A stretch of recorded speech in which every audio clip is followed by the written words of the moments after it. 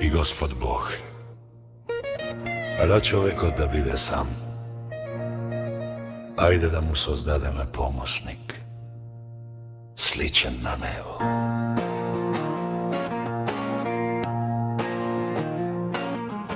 И тогаш Господ Бог ги создаде од земјата сите полски животни и сите небески птици и ги доведе кај човекот за да види како ќе ги нарече тој, па како што човекот ќе го нарече секое живо суштество, така да му биде и името.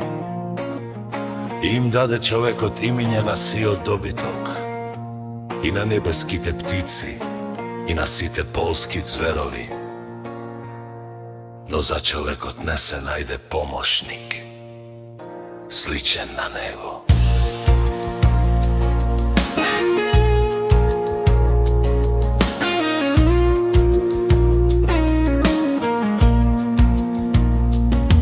Затоа Господ му прати на човекот длабок сон, па кога заспа, му извади едно ребро и местото го пополни со месо од реброто што го зеде од човекот. Господ Бог создаде жена и ја доведе кај човекот. А човекот рече: еве тоа е коска од моите коски и тело од моето тело. Нека и биде името жена, зашто е земена од мажот. Затоа човекот ги остави татко си и мајка си и ќе се прилепи кон жената своја и ќе бидат едно тело. Но само едно нешто му заповеда Господ Бог на човекот, велејки: од секое дрво во градината можеш да јадеш, освен од дрвото за познавање на доброто и на злото.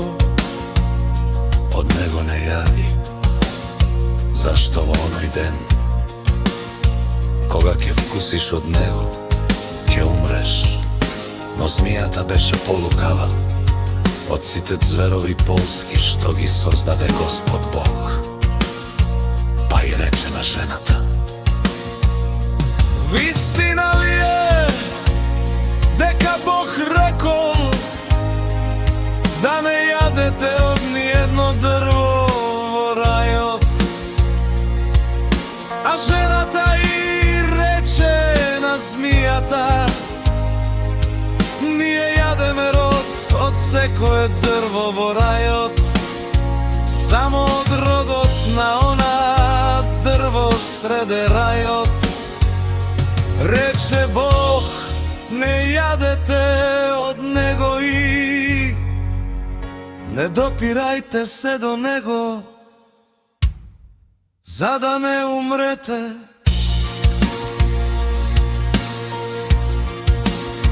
Тогаш змијата и рече на жената: не, нема да умрете. Но Бог знае дека оној ден, кога ќе вкусите од него, ќе ви се отворат очите, па ќе станете како богови и ќе знаете што е добро, а што зло.